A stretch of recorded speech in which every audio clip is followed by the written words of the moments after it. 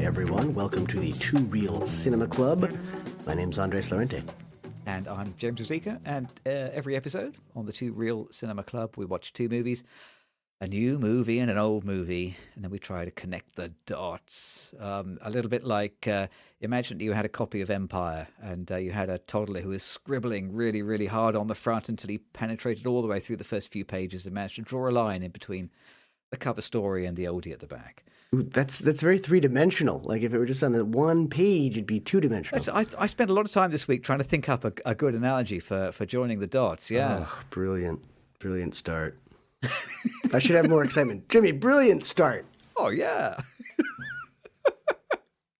So this episode, we have gone back to school, trying to fulfill our destiny from a previously abandoned pod.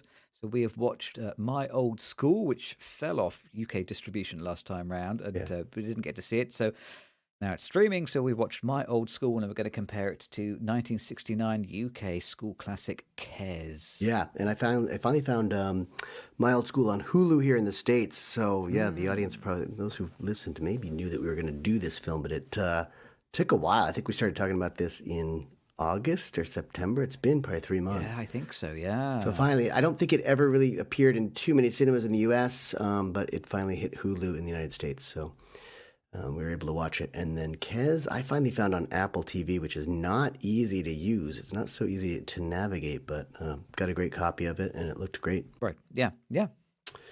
Before we get too involved in the films, let's talk about social media. Social media. Social media and I go along together about as well as a fish and a cigarette, to be honest with you. It's and that's like doubly bad, because not only can't smoke a cigarette in the water, and you also, I think you probably would have difficulty smoking with gills. Gills, yeah. You need lungs. I think you need lungs. Yeah, you need lungs to destroy if you're going to smoke. We are on Twitter at Two Reel Cinema Club at twitter.com, Instagram at Two Reel Cinema Club at Instagram.com.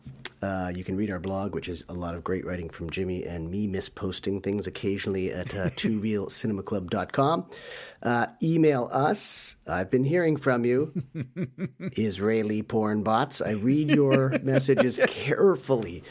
You can that's the one I look at. Jimmy doesn't really look at the email so much. So I want to keep my relationship with the Israeli porn bots going. TwoReelCinemaClub@gmail.com, and tell your friends. You can find us on Apple Podcasts, Google Podcasts, Spotify, wherever else you get your podcasts, and YouTube. And I always listen to these other podcasts, and they say that it does a great service to potential listeners and to us if you leave a favorable rating. I'm not going to say 5-star rating, but a favorable rating really helps other people find it. There you go. Well, you could leave us 4.5 stars and then round it up for the sake of statistical significance. Jimmy, take us back to school. School. We are going back to school. This is, I mean, it's been great watching the two films this week for me, because this has been a lot of vivid flashbacks to my school days. Yeah, I'm sure. So, My Old School, a new film released this year. It's a documentary directed by John McLeod, who was originally a BBC Scotland reporter before moving behind the camera. Although it's a documentary, it's a mixture of styles. It uses some reconstruction. Alan Cumming sort of stands in, he lip syncs over an interview with the real protagonist, Brandon Lee, or Brian McKinnon, that the documentary is about. And then there are some cameos from some other Scottish actors playing the parts of teachers or school children. And then there are also interviews with real people who were children at the time of the incidents in the film. And then also there's kind of animations to reconstruct the events that happened. So it's kind of this very sort of simple flash-style animations. So it's a kind of a mixture of these different media to tell a story about school life in 1994. So the film is about the events at Bearsden Academy in Glasgow, which is the posh part of Glasgow in Scotland. And in 1994, a new boy arrived at the school, and talking to the other adults who were kids in the class at the time, They all say the same thing, which is as soon as this boy turned up, the first thing they thought was, what's a teacher doing in school uniform? So this unusual boy called Brandon Lee turns up. He's got this complicated history. He's come from Canada. His mother was an opera singer who died in a car accident. His father is an academic down in London. He's come to live with his grandmother in Glasgow and go to school at Bearsden Academy, and he's hoping to go to medical school. He's a bit unusual looking. He puts it down to burns and damage from the car accident that he was involved in, where his mother died. And after not too long, he settles into the school. Kids accept him, and he turns out to be quite bright. He seems to know all the answers at school. He's a favourite with the teachers. He seems to be miles ahead of most of the other kids. But things take a bit of a turn when some of the other children notice him out of school driving a car. And in the UK, you can't get a license until you're 17. But this boy, Brandon Lee, was only 16. Now he gives the excuse, "Oh, you get a license much earlier in Canada." Which is a little bit like that excuse. Yeah, I have a girlfriend in Canada. You haven't met her. She goes to another school. Canada is like the universal stand-in for somewhere which is remote but plausible. Yeah, it's a great place for a parallel life, I think. But kind of the story around it becomes kind of fishier and stranger and fishier until eventually he goes on holiday with some other girls from school to Tenerife. This is a Spanish island. There's a bit of a local fracas. The police pick him up, and they find that Brandon Lee, teenage schoolboy, has 2 passports. In one of them, he is 16 years old, and in the other passport, he is 31. And the story emerges that Brandon Lee is an adult who's an imposter. He's pretending to be a teenager so he can go back to school and try and press reset on his life. It's a fun revelation, although I think if you know anything at all about the movie before you've gone in and bought your ticket, then you kind of know what this revelation is. But it comes about halfway through the film. But brilliantly, there's more fun stuff to reveal, because not only does it turn out that he's an imposter, not really a teenager at all. Not only has he gone back to school, but he has gone back to the same school that he originally went to 15 years previously. He's being taught by many of the same teachers who don't even recognize him. The woman that he's claiming was his grandmother is actually his mother.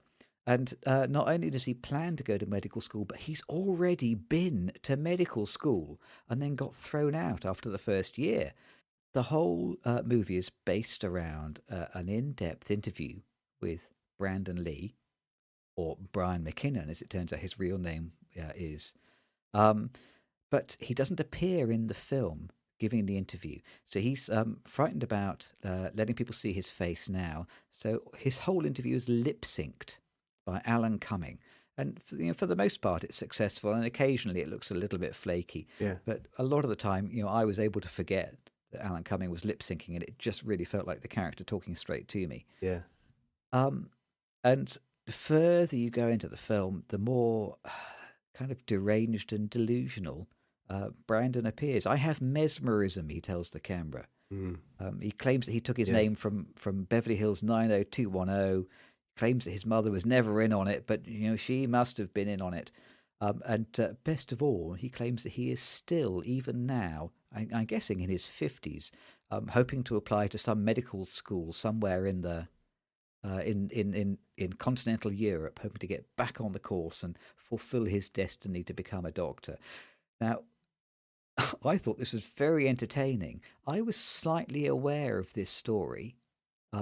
I had a vague memory of it being a very big thing in the British papers in the mid-90s. Were you aware of the story at all? No, didn't know it. I didn't even know it was a documentary when we started talking about it. I think the first trailers I did not know it was a documentary at all.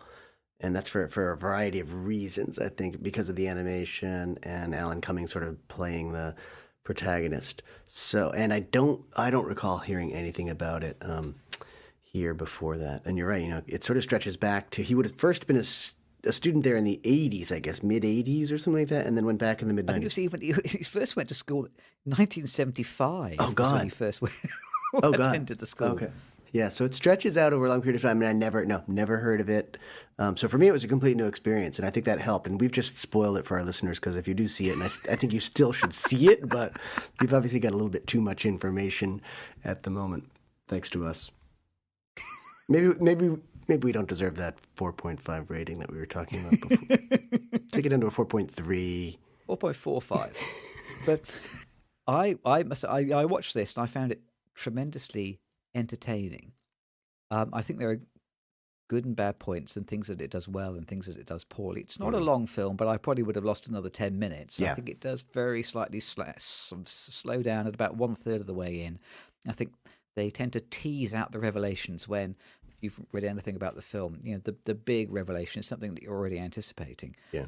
The thing I most enjoyed about it, I think, is the sheer Rashomon aspect of the story. It's a kind of multiple POV story. So we do get Brandon or Brian's opinion and his view of the story, but we also get the story told from the point of view of all the kids who are also in the class with him, who are now adults. And what's fascinating is that they remember it not only differently to the way that he remembers it, they also remember it differently to the way that it turns out to have happened when we eventually get archive footage. That's right.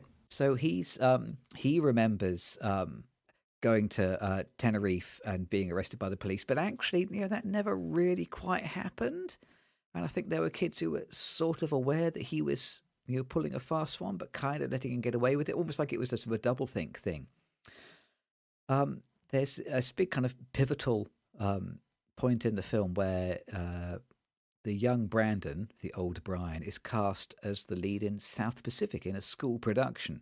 And the way that his contemporaries, the children, remember that musical is very different to the way that it actually plays out when you see the proper VHS video cassette version that was recorded by the school.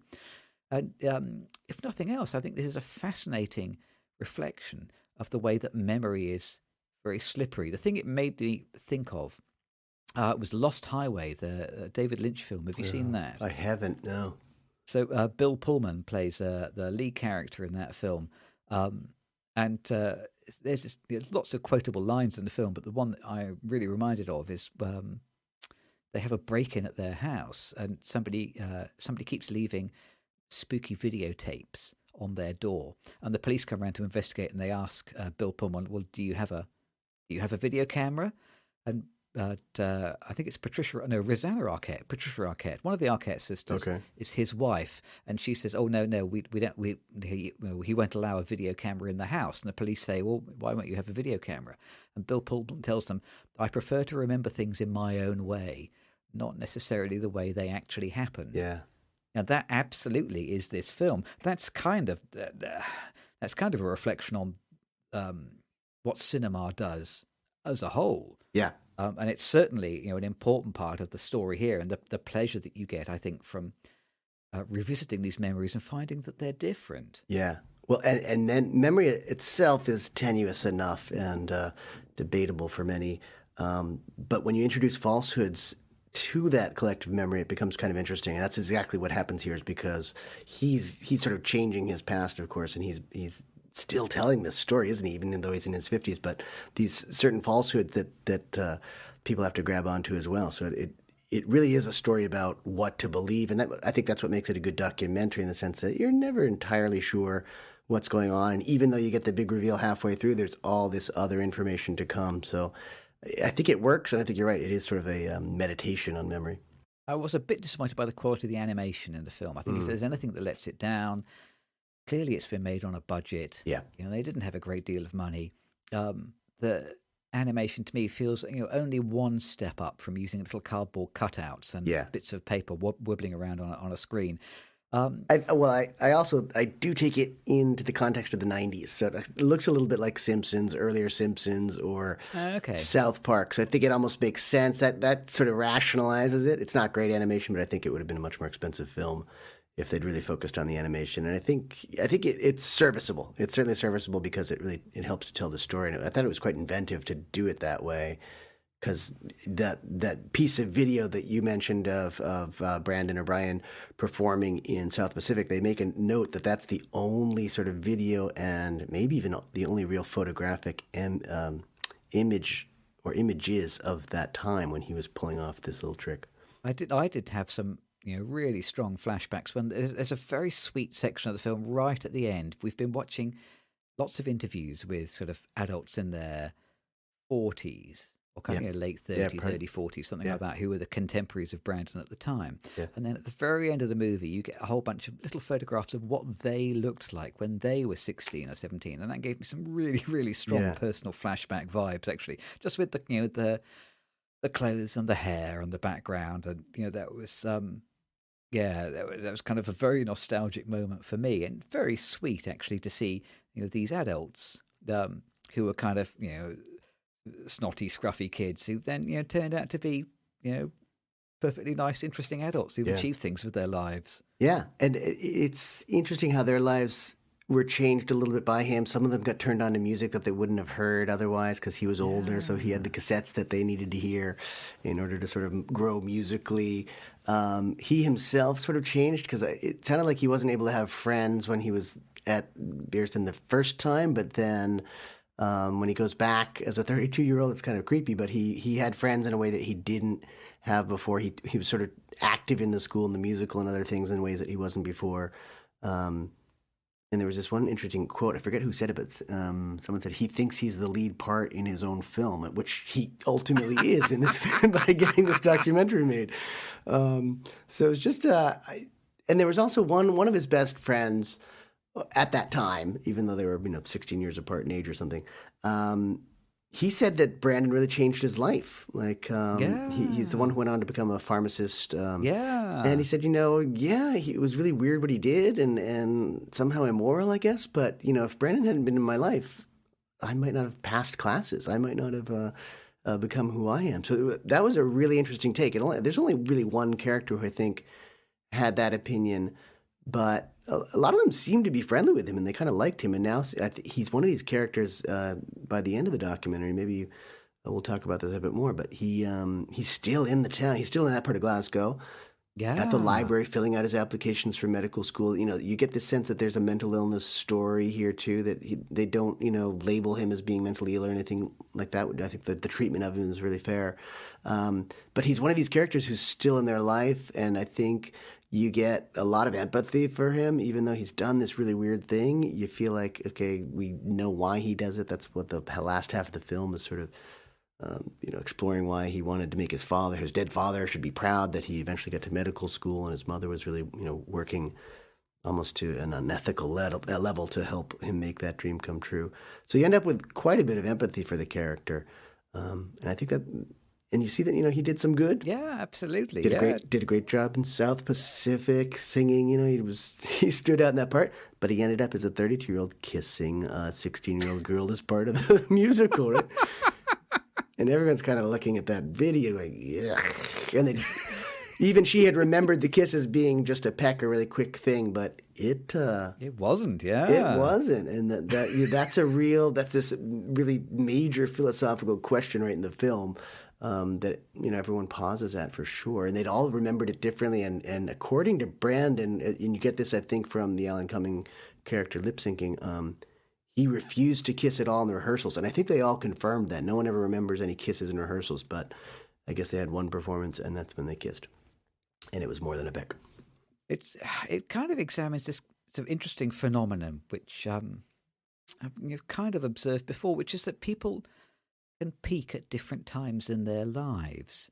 I'm sure you may remember. You may also have encountered professionally. There are kids who've really impressed everyone when they were at school, and then kind of lost their way a little bit when they were adults. Yeah, just as there were kids who seemed completely unable to get it together as teenagers. Yep. And then when you meet them again in their 30s, they're incredibly responsible and they've achieved an enormous amount. Mm-hmm. It's this interesting idea of when people peak, and you may not have very much choice in when that happens.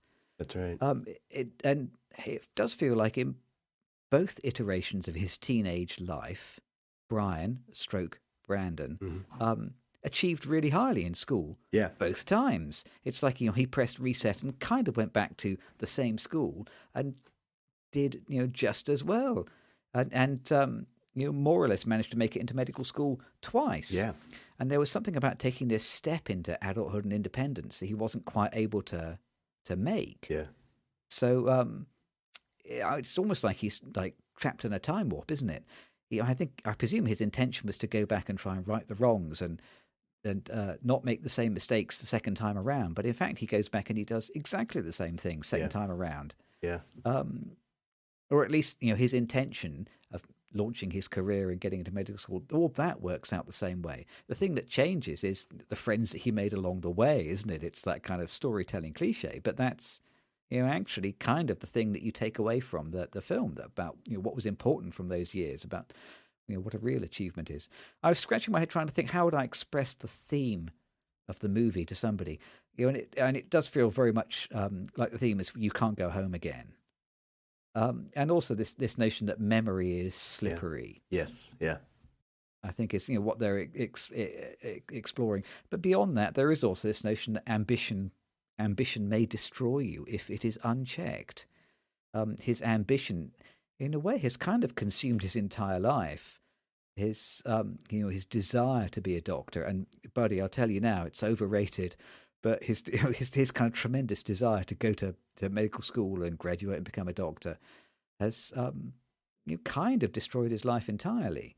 Or at least his life hasn't turned out the way that it could if he diverted his attention to something else. Yeah, it's interesting to go to all that trouble to try and create the life of the future that you thought you deserved, or thought you wanted, and then actually to have even less at the end of the process, I think. Yeah. Because it is quite sad by the end. His mother does end up dying. He's sort of alone there. I think he's still in the house where he hosted the parties that he had with his second group of friends. And it hasn't changed much. Life hasn't changed much. And I think one thing that I would have loved to have seen is interviews, if they had them, with people from the first go around in the 1970s of school, because that's very obviously missing from this film. There's no one. There's some teachers who we had at that time who are still alive and still in the documentary, but there are no peers from that time. And that might say that he really was easy to forget in the 1970s, or he didn't have any friends at all, or they couldn't contact anyone. But that would have been an interesting angle, I think. Yeah, and I suppose the film is informed by the fact that the director was one of the kids he was at school with. Yeah, and that's a great reveal, actually, quite late on in the film. I liked that as just a sort of minor reveal, because he's been on camera talking alongside another friend of the time. Then all of a sudden you realize, oh, that's the director. And then I thought for a moment, I was trying to do some research. He has a similar, I thought he had the same last name as Batman, who was the headmaster of the school or something like that. Yes, he does, and I thought they might be related, but I don't think, I got the name. So, yeah. But he was definitely there. So the director himself is in the film, and, he contributes quite a lot before you even realize he's the director.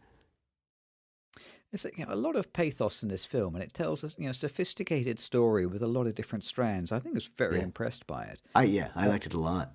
I thought it was great. I don't know whether it will have received the kind of audience that it deserves. Well, I think it's a great film to stream. It's a documentary, so I'm not surprised that it ended up going sort of to Hulu after a very modest run in the theaters here. I think you're right about the length. You don't expect documentaries to go, unless it's a series of, installments and whatnot.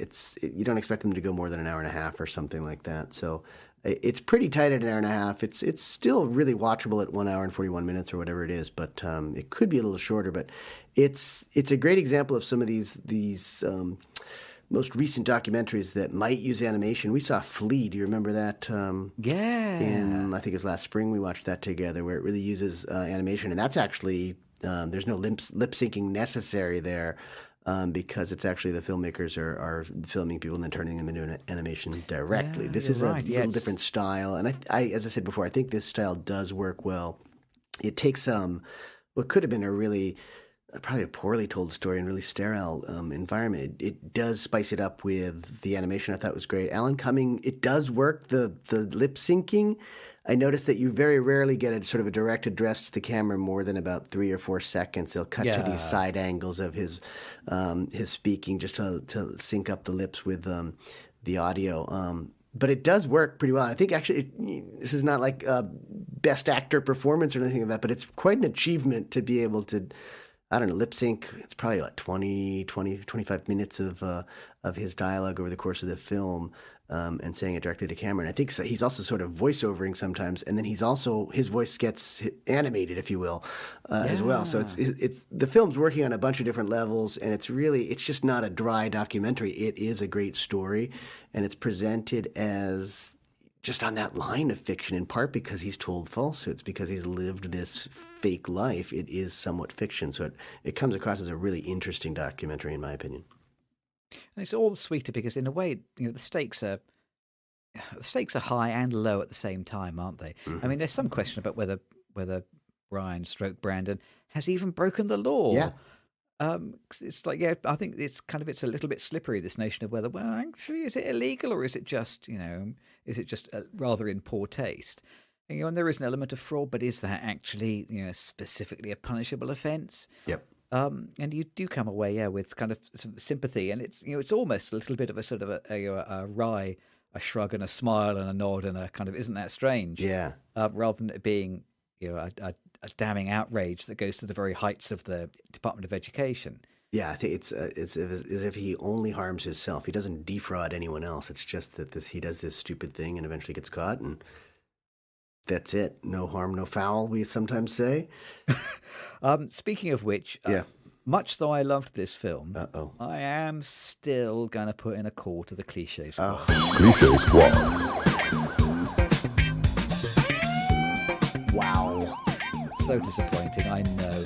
But for all its innovation and its surprise and its gentleness, there's a strangely kind of out of tune note about 10 minutes into the film where they have this like short little skit about one of the teachers being sexy, and it's like, suddenly the film takes like a 15-second veer into Van Halen's Hot for Teacher, when the rest of the film is kind of being just like a little bit more sort of sensible and liberal. Yes. And there's this kind of there's like a little erection gag in the the animation, and I really thought, well, wait a second.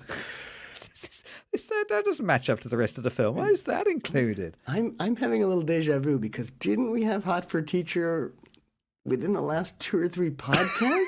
Is this turning out to be my favorite song? I think, yeah. I don't know.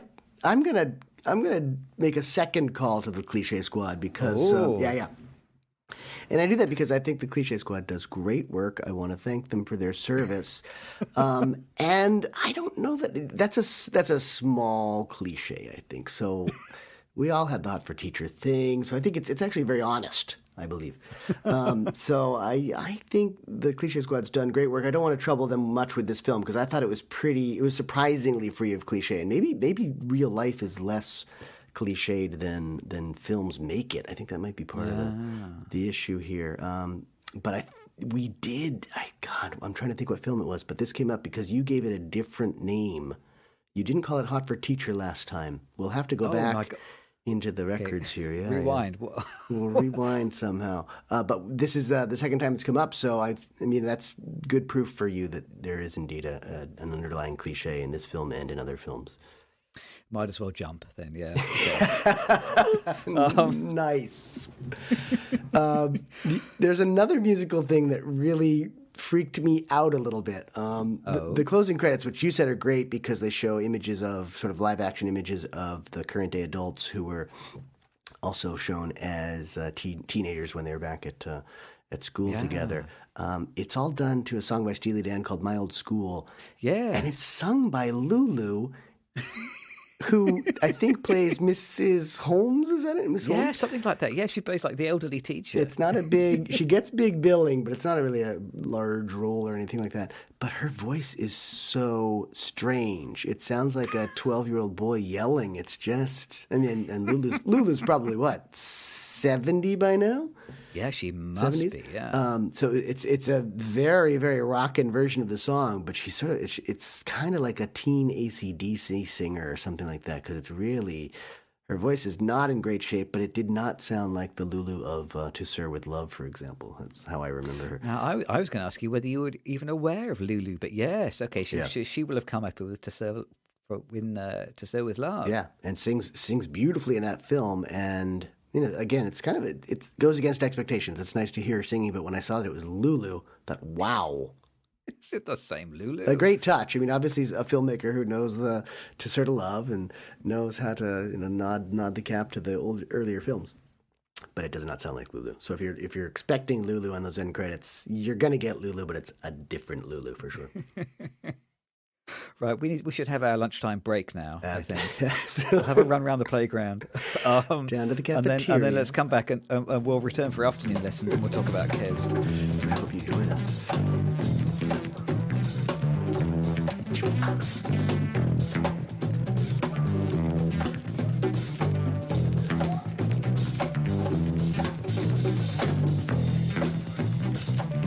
So, Andres, it's that time of year again. You know what time it is, don't you?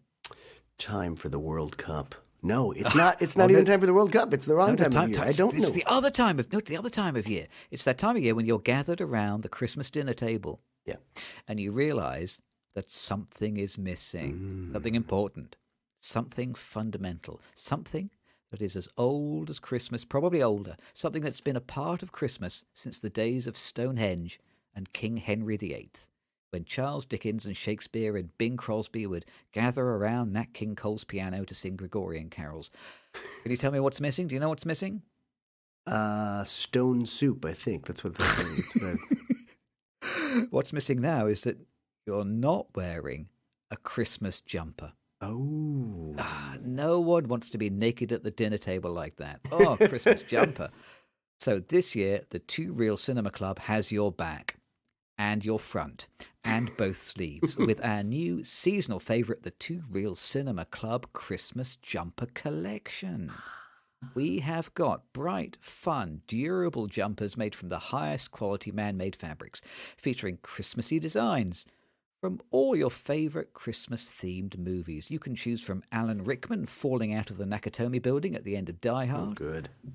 Or a detailed full-colour reproduction of the microwave scene from Gremlins. Or a scene from Human Centipede, but with one of the characters wearing a Santa hat. It's all your traditional family Christmas favourites. They're available in a range of sizes, meaning that there's one size and it fits no one. And what's more, we can personalise your jumper with your name embroidered on the neckline, as long as your name is 36 medium. Nothing says festive like a Two Real Jumper Club jumper. Ho, ho, ho. Brilliant. We have merch. What you're saying is we have merch. We have merch.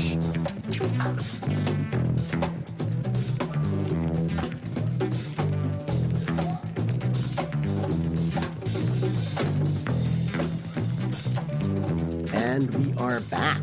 And we're going to follow up on My Old School with a school classic, kind of an old school classic, I guess, from 1969, Kes.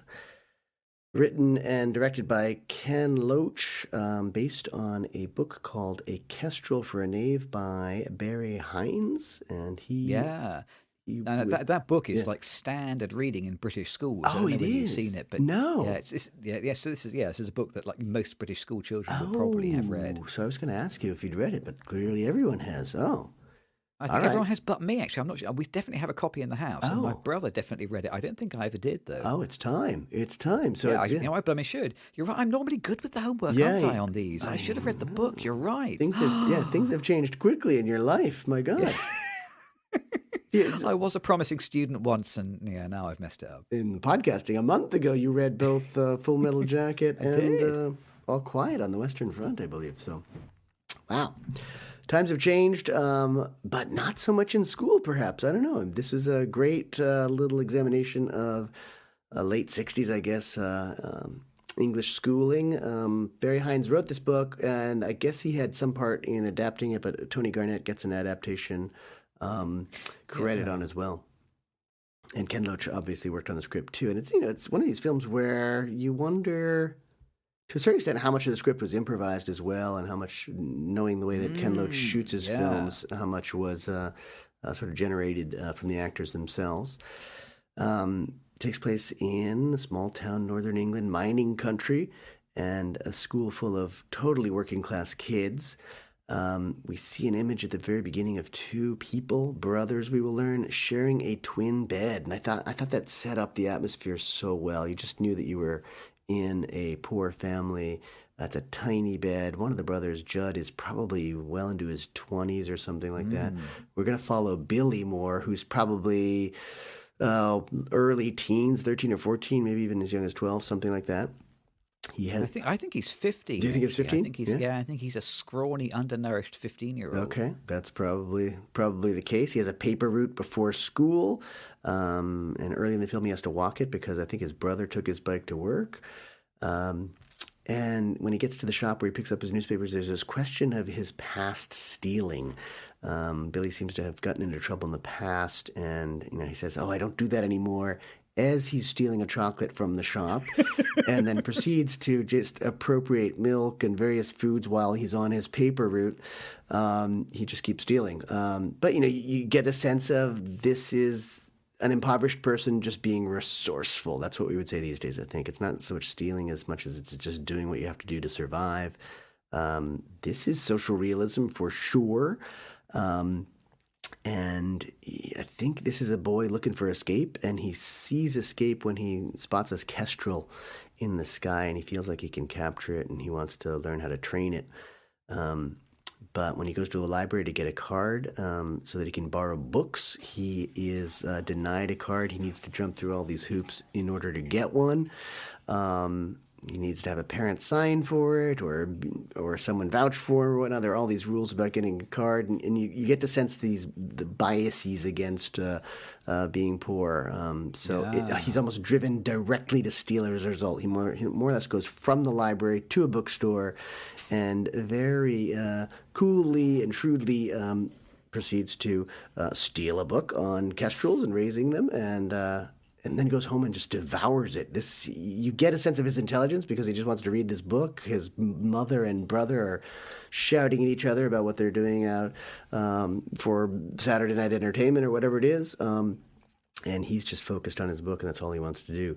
So you just get this feeling of a message early on that life is just difficult when you're poor. Everything is harder when you don't have money. And I think that's a great theme, and it's really well spelled out early on. His brother ends up sort of being an antagonist, after this night where he stays home reading, and his mother and brother oddly end up sort of in the same pub or something like that. I couldn't really sense if there was like a community dinner or a pub, but there's a band playing, and there are... I think it's the Miners' Social Club. Is that what it is? Yeah, okay. And then there are people are drinking, but you've got kids along with parents and grandparents all in the same space just getting pissed, and... So Judd can see his mother with her new boyfriend, and he's given him some stick as well as getting some stick back, and he ends up so drunk that Billy has to undress Judd when he comes into the bedroom in the twin bed. He's just too drunk, so Billy's sort of cursing him and helping him get his pants off and get into the bed, which is, I guess, again, shows you the life of this kid. He's been reading all night to try and better himself, and then something just drags him down again and takes him out of his slumber and into this world of hard labor, I guess. There's some great descriptions of the characters. It's just these visual descriptions, just seeing people. And for Billy, one thing that I liked early on was he's out walking in the woods, but there's a lot of anger and a lot of just displeasure with the world. So he's chopping at plants and trees, and he's throwing rocks into disturbed water. So this is a kid who sort of loves nature, but he's so frustrated that he's destroying it while he's out there. But he's really, his interest in the bird is phenomenal, and the fact that he'll climb to the top of this wall to steal a bird by the end of the opening act is quite an adventure. And it's quite it's character description. You really get a sense of who this kid is. He's got a great heart, a great inside, but he's dealing with a lot of crap in his real world, I guess. The world that this film happens in is absolutely the world of my young childhood. Okay, yeah. So I grew up in Nottingham, which is like a Midlands city, and my grandparents, my mother's parents, lived in the next village along to us, which is Cotgrave, which was just like the village in this film. It was a colliery village. Basically, they had coal mining there and kind of nothing else. That 1960s school that Billy goes to is one of a whole program of schools that were built in a similar architectural style at the same time. And my primary school was built in exactly the same style. It had the same windows, the same kind of playground. Wow. The same equipment, the same stairs, and it was just the same. Like the Pit Social Club that they go to, where there's this kind of quite cheesy sort of 50s, 60s band playing. Yeah. I mean, there was a kind of a colliery miners social club in Cotgrave that we would occasionally go to. Yeah. And it was just like that. I mean, it's just like, a little window into my childhood until I was about kind of 9 years old. It's just, absolutely very, very authentic. Yeah. And that seems to be something Ken Loach is very good at doing. And I think it's in part because he himself is resourceful. He did not design that room. He did not cast people to be extras and all that. I think he just shoots a scene, basically stealing a scene. He's just probably going into a space where he can do it.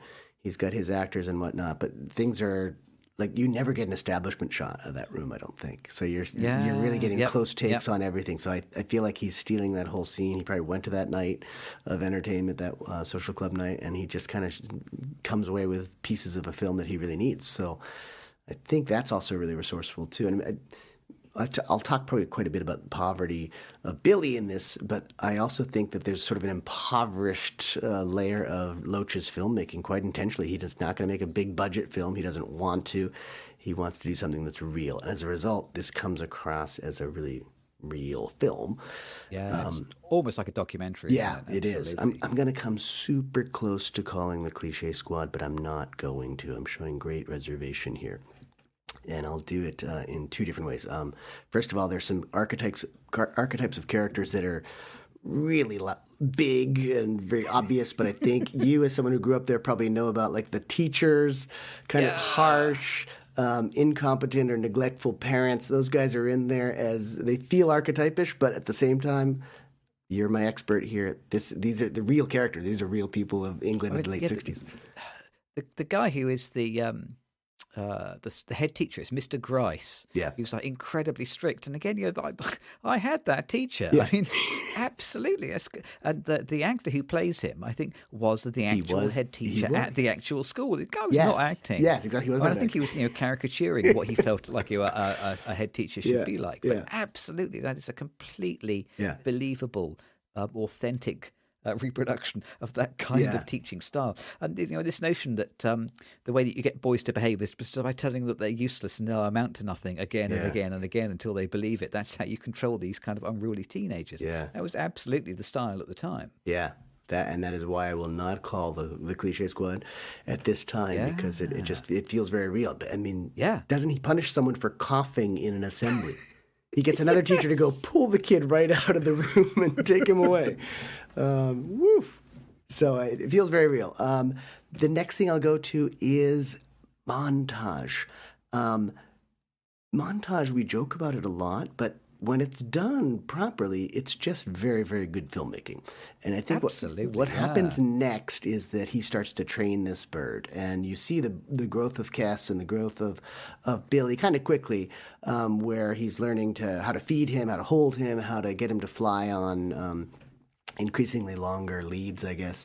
And it's done. No dialogue, some kind of nice sort of, I don't know, the music feels very like pagan, maybe the 16th century at times. It's a nice touch, and it's just good filmmaking. So I don't want to call it montage, because I think when we joke about montage, it's with generally a cheesy song or a song that sort of talks about what's happening in the film in some way, and it's usually not done with such restraint, I guess. This is just some longer segments of showing how he trains the bird, which is really impressive, and keeping in mind he's learning this from a book and he's doing this on his own, and he's a 15-year-old kid who you would not think would become a falconer, but that's exactly what he's doing. So it's really well done. So again, not calling Cliche Squad here. And I think montage it absolutely does not deserve its reputation. I think it's one of the fundamental building blocks of cinema, isn't it? It's Yeah. absolutely a fundamental part of the art. I think people who complain about montage, it's like someone who enjoys novels complaining about verbs. I mean, it's just, it's such a fundamental, important part of the art form. Absolutely. Well, I think I think it means editing. It's montage is French for editing. I think it's cutting. Absolutely. It's juxtaposing images. That's what film is, isn't it? Precisely. And so, it can be done badly in the same way that a novelist can use verbs badly, but it doesn't mean that all verbs are bad. Precisely. But you have seen Team America: World Police, I suppose. Right? Because the montage in that film is amazing because it's so self-reflective. Yeah. All right. So then there's a big scene which I'll question a little bit. For me, it's a famous football scene. I guess the only part of this film that I had seen before was the football scene where this very self-interested coach gets out there and plays with the boys and bullies them around a little bit. And I think it's there to reinforce this whole idea that adults are more concerned with themselves than they are with the well-being of the youth. It's a coach or a teacher, and he's getting himself involved in the kids' game and athletic development.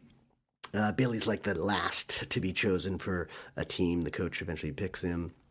And it's a hilarious scene. There's, again, great characterizations because some of the boys are just standing around playing hand games and handshakes, and they're dressed in terrible uniforms in some cases, but better clothing in other cases. So you get this wonderful understanding of who everyone is on that field in a very short period of time. But it is a long sequence, and sometimes I wondered why it's in there, but I also wonder, it's so great, and I'm not entirely sure why it's so great, so maybe you could pitch in a little bit on this. This is a gym class or something like that. I love this scene, but it's probably 15 minutes or something like that. It's not short. It may well be. It feels like a short film in itself, doesn't it? You could lift that section entirely out of the film and present it on its own, and it would work. Yeah. Brian Glover, who plays the football instructor, I think this was his first role, and he also was a teacher at a local school. But he went on to become a stalwart of the British acting scene. So this is like his debut. Oh, wow. And then he had like a 30, 40-year career of appearing in everything in British television and film. He's such a natural. He's hilarious, but he kind of plays it just this side of parody, so that it's very funny, and yet also it's kind of just about believable. I think it's a skillful little bit of juggling of tone and character. And I think it works entirely as it's almost like it's a sketch or something like that. It's this little self-contained episode. I can see why Ken Loach would be disinclined to trim anything out. It works entirely on its own. It is a bit too long, but you know what? Having seen that sequence several times now, it makes me laugh every time. It's hilarious. It's pushing the boys out of the way so he can score. It's fantastic. It's lightning in a bottle. It really is. And I think it's the kind of thing you just have to use it. You've got it on film. It's fairly well cut, so there's obviously a lot of footage to work with, and it's great. It's long, and as I said, I think the thing that it really expresses is this idea that adults are really interested in themselves and not doing such a great job of minding the kids, I guess.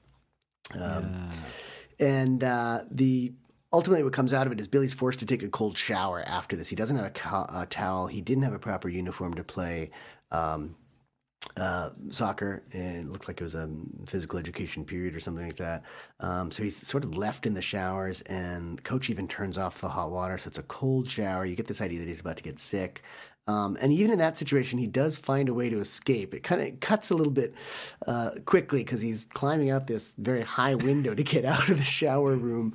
And the scene just sort of ends there, but he escapes it. And again, it's just this idea that he's able to get out of trouble pretty easily, because I think the stakes here are, you get the feeling that if he gets in trouble one more time with the law, then he's going to be in big trouble. So it's another great bit of visual storytelling in that scene, just insofar as David Bradley, the lad playing Billy, is just so scrawny. Yeah, he's very scrawny.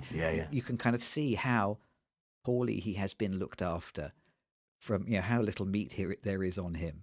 It's just it's telling a really important bit of the story just through the medium of showing us what his body looks like. Yeah, and having to sort of undress in front of these other guys, and he doesn't have decent clothes to get into or get out of, and it's it's great. There are a lot of great visuals in this film. It's we'll talk about it later probably. It's not a film that I think would get made very easily these days, but it's well done. It's good stuff.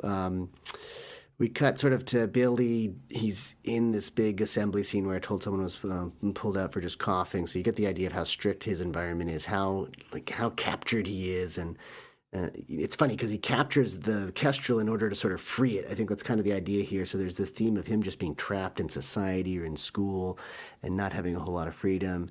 And while the headmaster's talking, he kind of notices that Billy's dreaming or something. We get this one dream sequence where he's walking. I think this was a dream sequence. Correct me if I'm wrong, but he's walking and he's showing his bird, and he's like an expert in the streets. He's talking to this one man and teaching him about the kestrel and how he does his falconry. And it sort of just cuts to the headmaster scolding him for falling asleep during the assembly or something like that. And soon after, you get to this kind of disturbing scene of Billy and some of his gang being punished for smoking or having cigarettes, and the headmaster goes into this long speech in his own office where he disciplines them and he starts caning them, and it's a pretty rough scene because they're definitely getting punished. And I love that the fear on the youngest boy, who they've sort of hidden the cigarettes on his person. He's the last one to get caned. It's acting, I guess, but maybe the kid was just there and he was just doing it. He probably had lived that experience. So the expressions on his face as he's the last one to get caned, seeing everyone else get hit first. Really, really impressive bit of acting there. Billy gets a little celebration in his classroom when he sort of comes under the microscope and has to explain his falconry to the class. And he's really good at communicating. He has to get up in front of the class and kids are asking him questions, and the teacher shows a lot of interest in him as well and in the falconry. And Billy says this one thing in front of the class, which I think is really poignant. He says, she's done me a favor letting me sit her to watch her. So he's talking about Cass, and just having the bird and witnessing her has done something for his soul. And I think that was like a very, very poignant moment, that he had this one success in the classroom, because there's not a lot of great stuff that happens in his life otherwise. Yeah. So to get recognized for his intelligence and his expertise in something, I think is really valuable.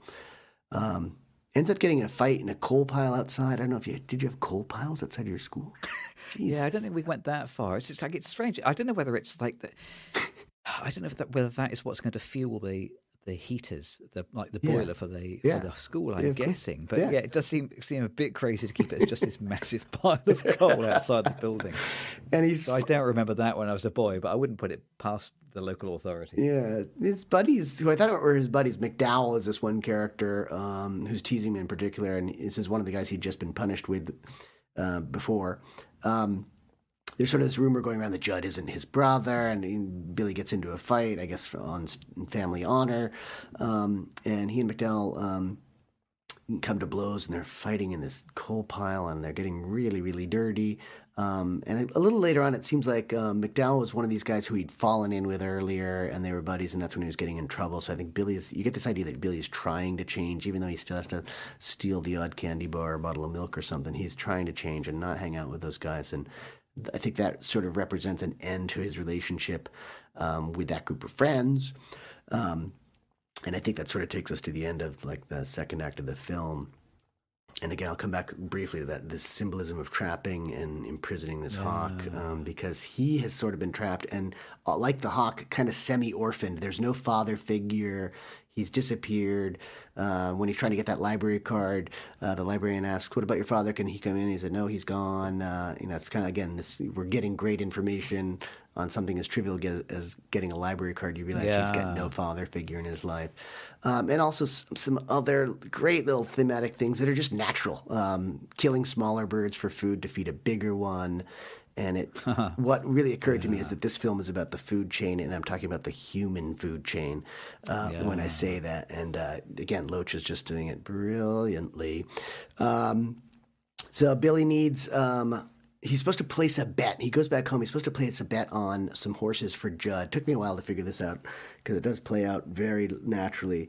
But he elects not to. He sort of goes into the betting house and gets some advice from this old guy who says, no, it's not a good bet. So he takes Judd's money. Ooh, bad idea. And he buys fish and chips, and he's spending the money. He wants to get some meat for the bird, too. Judd ends up pissed, very upset. He's going to hunt him down at school. Meanwhile, the teacher also visits Billy to see Kess, and this was an interesting scene. I think what the director is trying to do is introduce some mystery here. It's like a potentially creepy scene because the teacher goes to visit him in the field when he's training Kes, but he also visits Billy back in the little shack where Kes lives. And I didn't know if the teacher was going to steal the bird or if the teacher was interested in Billy sexually. I felt wrong-footed as an audience member because I didn't know what was going to happen. So I thought that was clever if that's what was going on there.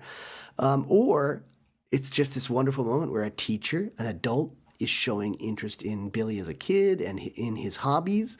And he's just interested in falconry and interested in what Billy's doing. So it's a really interesting scene because I just didn't know what to make of it. But meanwhile, like Judd is on the lookout for Billy. He's trying to find him at school. Billy's hiding in school. He ends up at this scene I didn't understand quite as well, but ends up at a jobs and employment agency, and it's another sort of interaction with authority or officialdom, and the importance of formality. He doesn't knock on the door and wait as he's supposed to, so the official gets all mad at him, and so it looks like he's going to get placed for a job or some kind of internship or whatever, and the man, the official, sort of points him obviously towards manual labor in the mines. Like, that's your future, buddy. You forget about office or university or anything like that, anything white collar, you're going to be in the mines. And, wisely, Billy just says, no, off. That's not for me. He doesn't say that because that's a bad word, and we don't do that because Spotify catches those things. Gets back home. Kes is gone. Judd kills Kes to get revenge on Billy. It's really quite sick. So the household is just back into this dysfunctionality with the mother and Judd screaming at each other, but she's not actually very happy with Billy either. And Billy buries Kes, and the film is just kind of over. It's Billy burying his dreams. He's just gone out in the backyard somewhere, dug a hole, stuck the bird in the ground. I got to ask you, is that a real bird, or did they make a dead bird? What do you think? This is 1969. So I read up on this, and it was a real dead bird. Okay.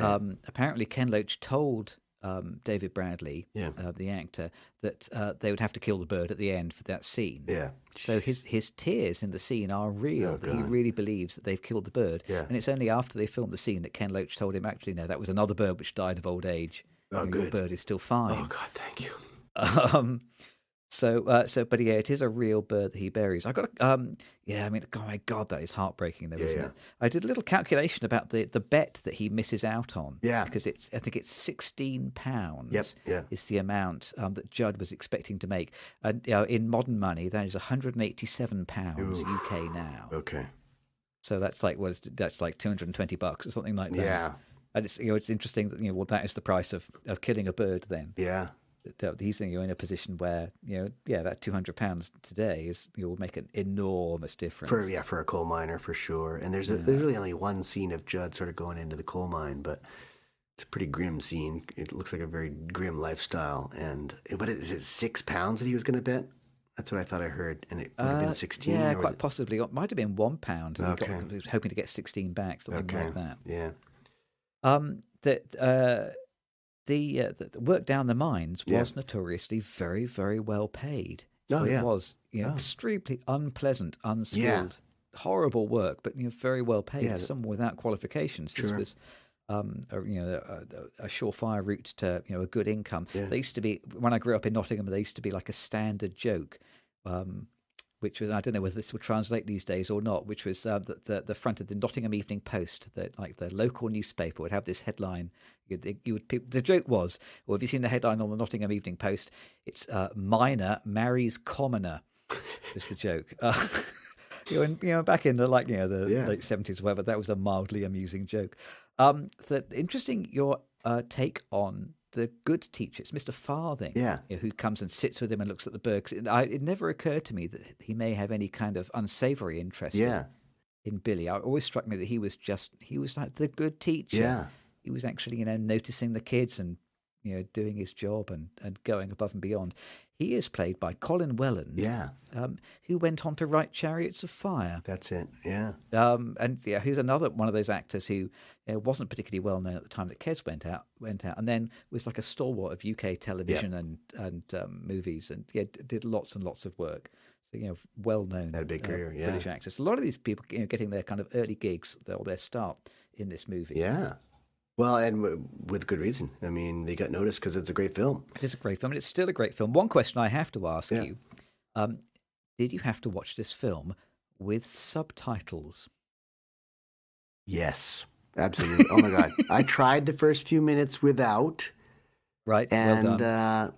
I was so happy to get subtitles, I got to say, because I knew it was going to be a great film, and I knew it was going to be hard to understand, but I started without, and it was not long before I had the subtitles on, yeah. But what about you? I mean, that's my question for you, really. Yeah, no, I mean, I didn't have to have subtitles, but I can utterly appreciate, I mean, even for somebody who, so I, grew up in the Midlands, and, this film is set in South Yorkshire, so, not a million miles away, but further north than where I grew up. Yeah. But I can imagine even somebody who has lived all their life in the south of the UK might find it a little bit difficult to follow what they're saying, let alone somebody who lives in another country. Yeah, yeah. So I've written here in my notes here, it's a simple story in a language that's hard to understand. Yeah. Yep, absolutely. Well, and it's the story is easy to understand because it's great visual storytelling for the most part. It helps to know what's going on in the dialogue because you definitely pick up some things, but there are lots of Englishes, there's not just one or two Englishes. So it's going to change from one region of a country to another. And yeah, there were a lot of things, I heard Nowt, N-O-W-T a lot. What is that? And so that is word for nothing. Yeah, nothing. It means nothing. Not. Yeah. Not. It was, and it was interesting because it was written more or less as, there were still some things that I didn't understand because they were written exactly as they were pronounced. So it didn't always help, but for the most part, it definitely made it a lot easier. Yeah, I think you could largely understand this film with the sound completely off, couldn't you? Exactly. Yeah, you don't need to hear anything at all. But I mean, it's character description to have them speaking as they would in that school, in that part of the country, 55 years ago or wherever that is. So I mean, I think it has to be delivered like that for sure. Makes it harder for someone now, half century later, to understand it. But is the accent in that area very similar now? I think it is, absolutely. Yeah, I think people still absolutely talk exactly like that now. I don't think that's particularly changed. Yeah. I think there's an awful lot of things that haven't changed about this film. I mean, it did strike me. I've already seen this film, I think, maybe twice before seeing it again this time round. It's still great. It's a great piece of entertainment. It's really emotionally devastating. It still feels very, very fresh and very relevant and very alive. It's number 7, by the way. I'm sure you probably saw this. Number 7 in the BFI top 100 British films of all time. Wow, and absolutely deserves its place, I think. But it's a film about hopelessness, largely, isn't it? Yeah. Hopelessness of the life that these boys have and have to look forward to. In this kind of industrialized, declining north part of the country. And it's still relevant today because I'm not sure whether they specifically say this in the film or not, but at the time, prevalent in the north, there was this exam, the 11+. I don't know whether you've heard this. So, all the children who are aged kind of 10 and 11, I think, would sit this exam, and the top 10% would go to a selective school, to go to a grammar school, and they would be basically peeled off from the others and sent to be the kids who would go on to have the middle-class jobs, and they would go on to become the accountants and the lawyers and the business people. And the remaining 90% were effectively just condemned to these unskilled, dangerous jobs, which had to be done by somebody. And so, at this age of 10 or 11, that's it. Your whole future life was mapped out for you. You've been told by the educational authority, yes, not for you, son. Yeah, you'll get down pit and you'll enjoy it. And in many parts of the country, there is still this 2-tier education system. I suppose it's a 3-tier education system because people who are wealthy will send their children to a private school. So there's kind of 3 tiers. There are some bits of the country where the 11+ is still very prevalent, and some where it does not happen. Yeah, but it still happens in some places. Well, it's the enemy of social mobility. Yeah. Well, it's interesting that it happens in this film. That whole scene about, I'll put it in quotation marks, the employment agency is basically just a ruse to point him towards the mines, right? So it definitely happens there without the exam. It's like, oh yeah, we're going to look for a job for you, but you should really think about going down into the mines. So I think it's relevant for sure on so many levels. But that's interesting to hear that that's still going on. And then the other kind of shocking thing about the film is the way that it kind of normalizes abuse, because Billy he's kind of he's physically abused, isn't he? He's emotionally abused. He's economically abused. He's beaten up by his brothers. His mother is uninterested in him. Yeah. He's bullied at school. There is one teacher who takes an interest in him, but even that one teacher isn't enough to save him from the employment agency. He's the world has kind of got it in from him from every angle, and there's no, there isn't a happy ending, and there isn't a light at the end of the tunnel. Yeah, I hear you. Definitely. And these seem to be Loach's themes and ideas. Like he definitely, I love his politics. I love his philosophy. He's very leftist, and I love the fact that the first credit is "this film was made by," and he's got this group, this sort of collective idea. So people aren't acknowledged necessarily for the exact role they performed on a film, but it's actually a group activity. And I think this is a social realist film that he has sort of made in one form or another for 50-something years now, and I've got to go back and look at him more closely because I thought he spoke when we were at film school, or that we watched an interview or something. Oh, I can't remember. So long ago now, but I definitely remember getting exposed to him there and not enjoying all the films because I'm not a massive social realism fan by any means, and I just kind of like more like tightly told stories, and this is a little loose, and that's fine because he's making it in such a loose fashion. And I kind of wonder if these films can be made today, or who's making these. They're out there somewhere, but there aren't a lot of like really sort of lefty social realist things going on in cinema because they don't make money, and Loach doesn't care if he makes money. I don't think, he just wants to tell these stories about real people, and there's something really admirable about him. He's not getting any younger, is he? I don't know how many more films he's got in it. No, I think, well, as a matter of fact, one of the most recent films is actually about him making films, about him as a filmmaker. So there's a documentary about him which looks kind of interesting, and I might actually just see that because I think that would be a great reintroduction to him. I have one question for you about school. They seem, for the longest time, I thought Billy's name was just Casper because they're always calling him by his last name. So I'm wondering, like, when you were in school, did they just say Rosika? They did. They would just call. So the teachers were just calling you by your last name. Absolutely. And not Mr. Rosika, just. Just Rosika, yeah. Jeez. Exactly. But if you were like one of a pair of brothers, then you would be Rosika Minor. If you were like the younger brother as well. Yeah, absolutely. That's taken straight from life. And you think, I hope that doesn't still happen. Okay, the only people who call you by your first name would be either the trendy chummy teachers once you're a bit higher up the school, or your close friends. Your friends, okay. But even most of your friends will call you by your surname as well because that was that's what everybody said. Yeah, absolutely. Very real, then. Very real, this film. Very real. I loved it. I thought it was great. I knew it was going to be great. 100% on Rotten Tomatoes.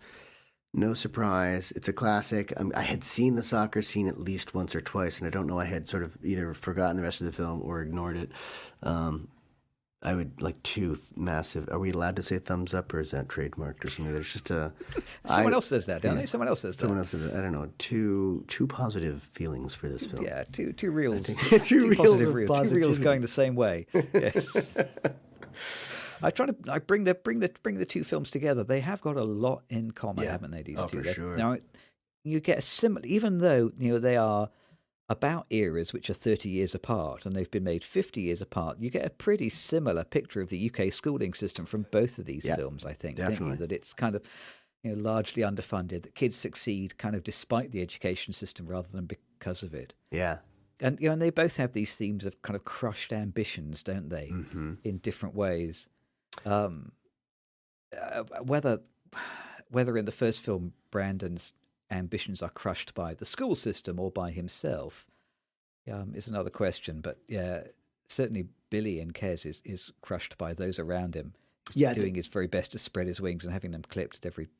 Yeah, and there are these external forces in both films that sort of limit or hamper the protagonists for sure. And Billy's trying to escape just as well as Brandon's trying to escape. And that because he's gone through that school twice in my old school, you sort of get 3 different generations of the same. Yeah, you're right. External forces 60s, at the play. 70s, and the 90s.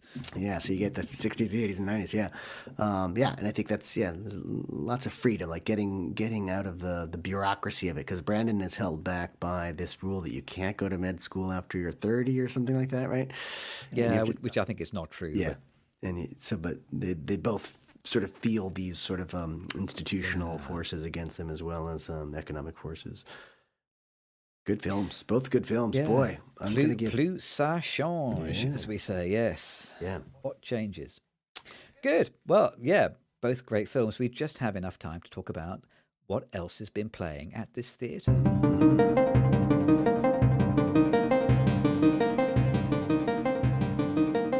What else? Have you seen anything else good lately?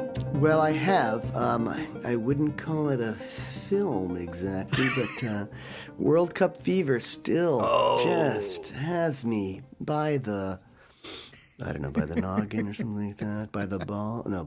Okay, I won't say anything. I'm really, really invested in the World Cup, probably way too much, but I watched a Netflix documentary, 4 parts, called FIFA Uncovered, I think it was. Oh. And I thought it was very good. It came out right in time for the World Cup, so I think the first week of the World Cup, I watched that probably in 3 or 4 nights, just kind of one episode after the next, and it's good. Look, it was good in part because I knew a lot of the story, but was reminded, and I needed to be reminded. And then you get some juicy details about just how nefarious the entire organization is, and how the thing that strikes me is how little we're getting out of, at least on American television. We're not getting much of like the stuff on the ground in Qatar at all. I mean, I'm not really seeing. Early on, there were problems with tickets and all that, but I'm just curious about all the stuff that they built, the transportation. Are the workers actually going to games, or are they just sort of not being fed in their little container units out on the outskirts of the country and not working at all? Are they hiding them right now? And I think we're not getting very much information, and that's just classic FIFA, and I think the documentary brings that out really, really well. So I haven't seen any other films the last couple of weeks, but I did watch all 4 of those hours, so... And would recommend it. I definitely recommend that. FIFA can still continue to function when it seems that everybody in the world and their mother knows that they are utterly corrupt. It's surprising that they're still able to turn up for work at 9 o'clock every morning. I've also been watching something which is not a film. I'm not sure whether I should say watching or playing Immortality. So Netflix have made this kind of new move to try and sort of broaden their offering. Mm-hmm. Encourage people to keep their subscriptions. So now they're also doing Netflix games, none of which I've particularly looked at until this one, which I think has come out on Netflix last week or two. Immortality is a game where you're given just a whole bunch of apparently random clips from 3 different fictional films, one made in 1969, one made in the early 70s, and one made in 1999, something like that, all of which star the same actor. This kind of same woman who looks very similar in the 3 films, even though they're over a wide range of time.